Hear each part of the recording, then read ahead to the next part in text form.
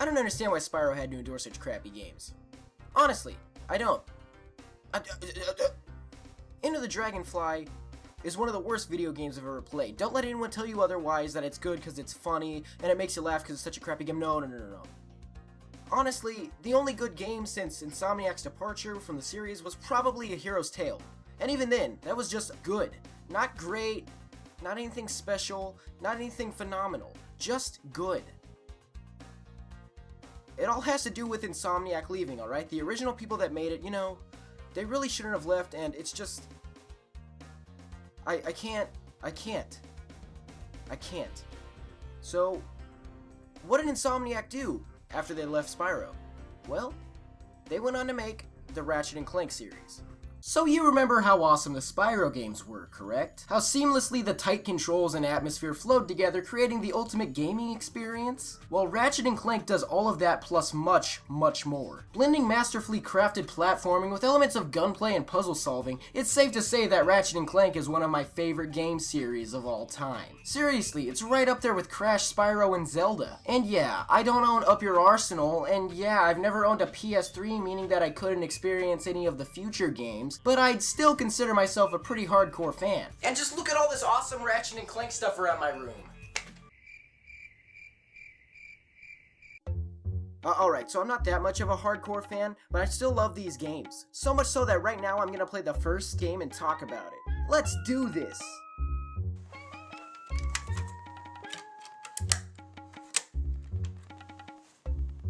The heck?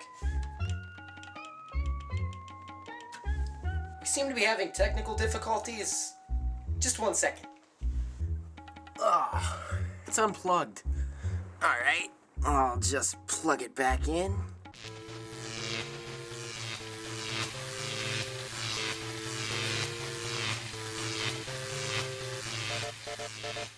Okay, let's do this. What the hell? The controller's different.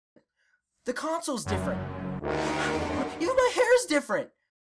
Which you wouldn't really know since I wear a beanie, but still. So Ratchet and Clank on the PS4, huh? Well, I know, it sounds kinda weird, but with the movie on the way at the end of the month, it doesn't sound that strange. But let me tell you something. This game isn't just some half-assed movie-to-game translation. No, it is a full-fledged remake or reimagining of the original game, complete with plot elements and even some of the original characters and weapons. But with that, there is a couple different story elements and even characters. And with that said, let's get started. Aw man, here we go! A new Ratchet and Clank game! This is gonna be so awesome!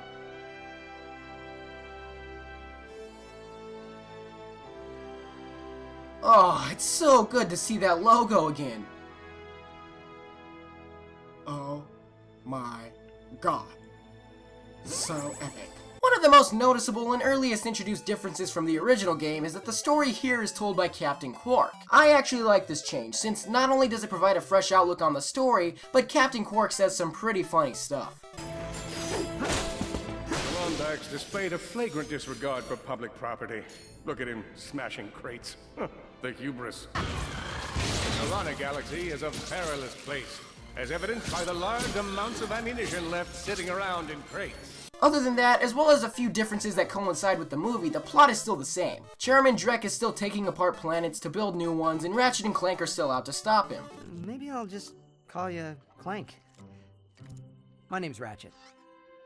There's more along the way, but I really don't feel like giving away anything that has to do with the game's new plot elements. But I will tell you this, breaking crates is so satisfying.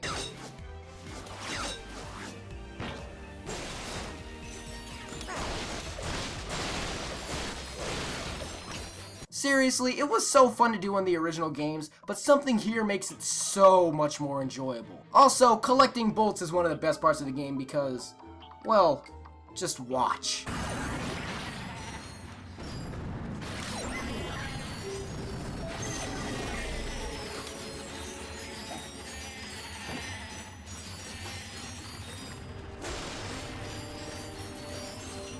And I know what you're all thinking right now. Oh my god, the graphics look so good! And yeah, they do. It's amazing how such a cartoonish game can look so realistic and beautiful when compared to something like Tony Hawk's Pro Skater 5, which is not only supposed to look realistic, but function realistically, and oh my god, how did you manage to screw this up so bad? This right here is a side-by-side comparison of the original Ratchet and Clank released way back in 2002 and the new one. What a difference just about 14 years makes. And you wanna know what's just as good as the silky smooth graphics?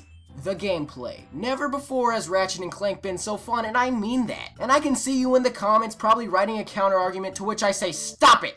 Stop it! You know I'm right. Allow me to elaborate. The controls are tight and ultra responsive, so much so that whenever I died, I knew it was my fault and never wasted any time blaming the game for horrible controls. And controls like these are essential to platforming games, since the most important factor in platforming is precision. Oh, but Cal, the game's a third-person shooter too. I know. And guess what? The game rightly deserves the title of action platformer. But what good is an action game without any weapons? Well, it's no good. Which isn't this game's problem, since it's chock full of an arsenal of awesome weapons. Of course, there's returning weapons like Ratchet's trusty wrench, the combustor, and even the Predator launcher.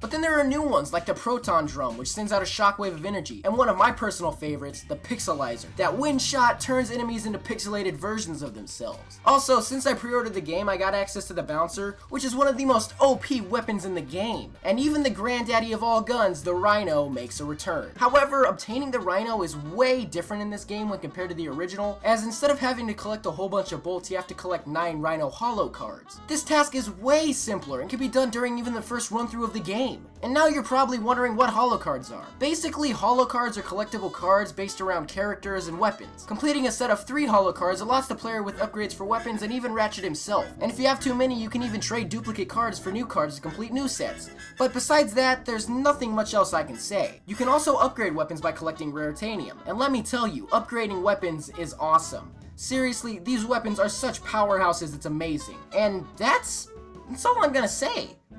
Alright, fine. I upgraded the Bouncer to its highest level, and now I don't even have to worry about enemies. And look, you can even play as Clank in some of the puzzle-solving segments, which, might I add, are some of the most frustrating but fun parts of the game. Overall, I'd say that everything feels familiar. You even see familiar faces like the Rhino Salesman, Skid McMarks, and even the Plumber, who is a lot happier than I remember him being. Hey, have we met before?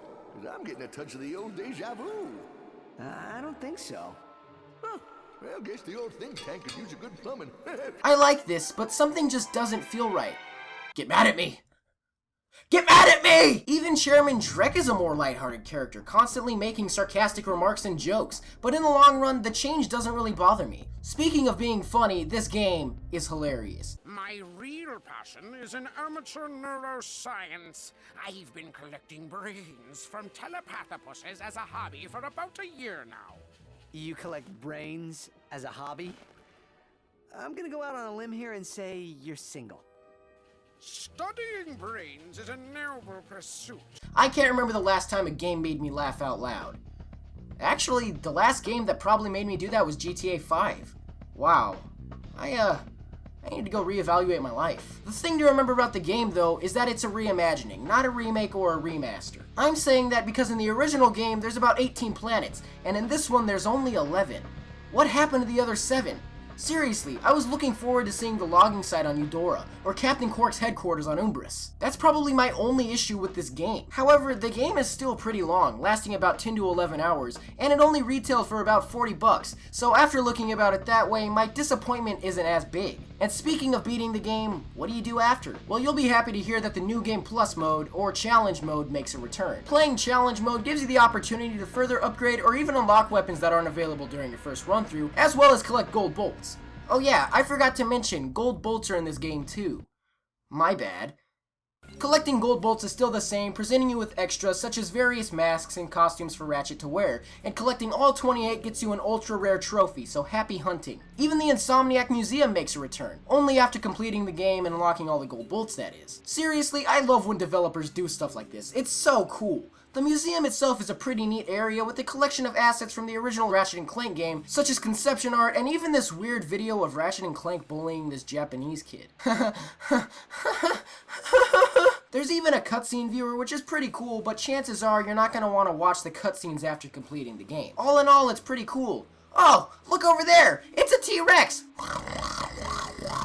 And that is Ratchet and Clank on the PS4. And you know what? I'm gonna say it right now. I think this game is Game of the Year worthy. Or at least second place if, you know, Half-Life 3 or something crazy like that gets released. I had a blast playing this game, and not playing a Ratchet and Clank game since Going Commando, it felt so fresh, but everything still felt the same, and it was just so good. It just all worked together. It was awesome. To say it short, it felt amazing reliving the first game all over again with a new outlook on things as well. Of course, there were a couple story elements and even characters that I had to leave out while trying to avoid spoiling, because remember, this ties in with the movie too. In the end, Ratchet and Clank is well worth $40 plus whatever tax. It is an awesome, awesome game. And you know what? If I gave ratings, I'd gladly give it a 10 out of 10. But I don't. I give Ratchet and Clank 5 Crash games out of 3 Spyro games.